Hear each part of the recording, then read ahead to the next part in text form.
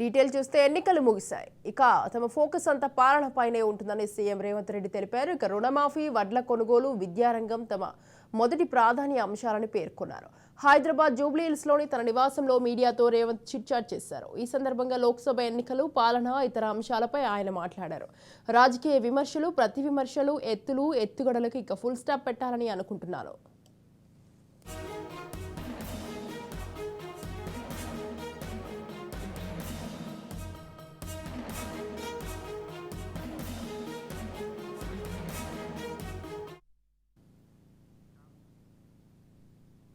సంక్షేమం, అభివృద్ధి, పరిపాలనపై పూర్తి స్థాయిలో దృష్టి పెడతాను. ప్రజల సమస్యలపై దృష్టి పెట్టి వాటిని పరిష్కరించే లక్ష్యంతో పనిచేస్తానని తెలిపారు. 100 రోజుల పాలన ఎంతో సంతృప్తిని ఇచ్చింది. ప్రజల కోసం ఎంతో చేయగలిగాం. ఎన్నికల కారణంగా కొంత గ్యాప్ వచ్చింది. అందుకే రెట్టించిన ఉత్సాహంతో పరిపాలనను మరింత సమర్థవంతంగా ముందుకు తీసుకెళ్లేలా ప్రణాళిక రూపొందించుకున్నామని చెప్పారు.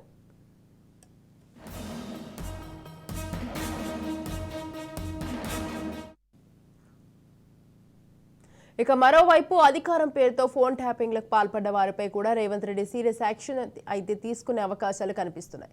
ముఖ్యంగా చూస్తే యాంకర్ ముసుగులో దాగి అవినీతి కార్యక్రమాలకు పాల్పడుతున్న సాంబాపై కూడా రేవంత్ ప్రభుత్వం సీరియస్ యాక్షన్ తీసుకోనున్నది అన్న వార్తలు వినబడుతున్నాయి.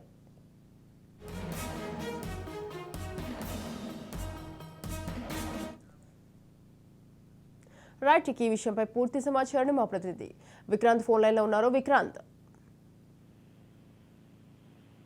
Good morning Swathi. మొత్తానికి ఇటు పార్లమెంట్ ఎన్నికలు అయిపోయిన నేపథ్యంలో కూడా పూర్తిగా ప్రజాపాలనపై కూడా దృష్టి పెట్టారు ముఖ్యమంత్రి రేవంత్ రెడ్డి. దానికి సంబంధించే నిన్న చాలా రోజుల తర్వాత కూడా ఇటు సచివాలయం కూడా వచ్చిన పరిస్థితి కనిపిస్తుంది. ప్రజలకు ఇచ్చినటువంటి మాట ప్రకారం కూడా ఆగస్టు 15వ తేదీలో కూడా రైతు రుణమాఫీ చేయాల్సిందే అనేసి ముఖ్యమంత్రి నిర్ణయం తీసుకున్నారు. అందుకు అవసరమైన ఏర్పాటు చేయాలని కూడా అధికారులను ఆదేశించారు. ప్రస్తుతం రాష్ట్ర ఆర్థిక పరిస్థితి, ఆదాయ వ్యయాల వివరాలను కూడా ఆయన అధికారులను అడిగి తెలుసుకున్నారు. ఎన్నికల కోడ్ ముగిసేలోపు కూడా రుణమాఫీకి అవసరమైనటువంటి నిధులను సమీకరించేందుకు ఉన్న అన్ని మార్గాలను కూడా అధికారులతో ముఖ్యమంత్రి రేవంత్ రెడ్డి చర్చించారు. 2 లక్షల రుణమాఫీకి సంబంధించిన విధి విధానాలతో ప్రణాళికలు రూపొందించాలని కూడా ఆదేశించారు. అవసరమైతే రైతుల సంక్షేమానికి ప్రత్యేక కార్పొరేషన్ కూడా ఏర్పాటు చేసి రుణమాఫీకి సరిపడే నిధులను సర్దుబాటు చేయాలని కూడా ఆదేశించారు. ఆ రైతు రుణమాఫీకి సంబంధించిన మహారాష్ట్ర, రాజస్థాన్, ఇతర రాష్ట్రాల్లో అనుసరించినటువంటి విధానాలను కూడా అధ్యయనం చేయాలని కూడా అధికారులకు ముఖ్యమంత్రి సూచించారు. ధాన్యం కొనుగోలుకు సంబంధించి కూడా ఇప్పటికే రైతులు కొంత ఇబ్బంది పడుతున్న విషయం కూడా ముఖ్యమంత్రి దృష్టికి వచ్చింది. దాంట్లో భాగంగానే కొనుగోళ్లను కూడా వేగం పెంచాలని, దళారుల జోక్యం కూడా లేకుండా చూడాలని అధికారులను ఆదేశించారు. రైతుల నుంచి కూడా పంటను కొని మిల్లింగ్ చేసి రేషన్ షాపుల్లో సన్న బియ్యం అందించేలా కూడా చర్యలు తీసుకోవాలని అధికారులకు సూచించారు. వర్షాకాలం ప్రారంభానికి ముందే ధాన్యం కొనుగోలు ప్రక్రియ పూర్తిగా మొత్తం కొనుగోలు చేయాలని మాత్రం సీఎం ఆదేశించారు. ఇప్పటికే రైతులు ఇబ్బంది పడకుండా కూడా వీలైనంత త్వరగా ధాన్యం కొనుగోలు చేయాలని కూడా చెప్పారు.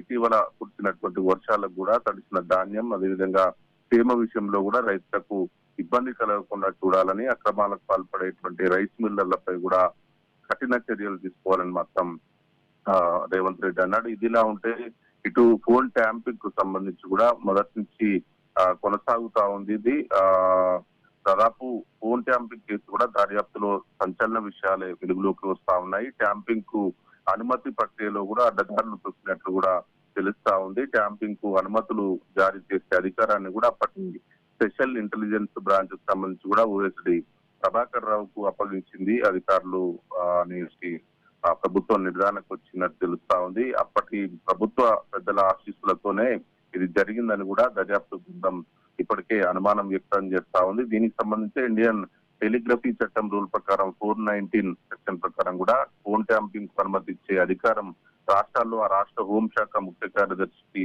ఉంటుంది. అయితే ప్రజా భద్రతకు సంబంధించిన ఆపరేషన్లు నిర్వహించినప్పుడు మాత్రమే లేదంటే అత్యవసర పరిస్థితుల్లో మాత్రమే హోంశాఖ పర్మిషన్ పొంది వేచి చూడాల్సిన అవసరం ఉంటుంది. అది కూడా కేవలం 3 రోజులు మాత్రమే దానికి అవకాశం ఉంటుంది. కానీ ఇది మాత్రం కంటిన్యూస్ గా ప్రతి ఒక్క రాజకీయ నేతది ఎవరికి ఇష్టం వచ్చిన రీతిలో కూడా ఎవరిది ఫోన్ ట్యాపింగ్ చేయాలంటే వారిది ఇష్టానుసారం కూడా రికార్డ్ చేసిన పరిస్థితి కనిపిస్తా ఉంది. దానికి సంబంధించి తాజా అంశం ఇదిలా ఉంటే మాత్రం పిసిసి అధ్యక్షుడు హోదాలనే రేవంత్ రెడ్డి అప్పట్లోనే ప్రభాకర్ రావుపై కూడా ఫోన్ ట్యాపింగ్ ఆరోపణలు చేశారు. ఎస్ఐపి కేంద్రంగా ఆయన నేతృత్వంలో కూడా రాజకీయ నేతల ఫోన్లను ట్యాప్ చేస్తున్నారని కూడా బహిరంగ వేదికలపైనే ఆరోపణలు చేస్తూ వచ్చారు. దీంట్లో ఇప్పుడు సాంబర్ శివరావు అంశం కూడా ఉంది. ఖచ్చితంగా వీరందరికీ చట్ట ప్రకారం చర్యలు తీసుకుంటామని, అవసరమైతే అసెంబ్లీలోనే పెద్ద ఎత్తున ఈ ఫోన్ ట్యాపింగ్ విషయంపై కూడా పెద్ద ఎత్తున చర్చ జరుపుతామని కూడా ముఖ్యమంత్రి రేవంత్ రెడ్డి చెప్తున్నాడు. ఏదేమైనప్పటికీ ఫోన్ ట్యాపింగ్ విషయం మాత్రం చాలా సీరియస్ విషయం. దీంతో ప్రతిరోజు కూడా బయటకు వస్తున్న నేపథ్యంలో కూడా చాలా సీరియస్ గా మాత్రం ఉండే అవకాశం కనిపిస్తా ఉంది. Right, thank you Vikrant, thanks for the details.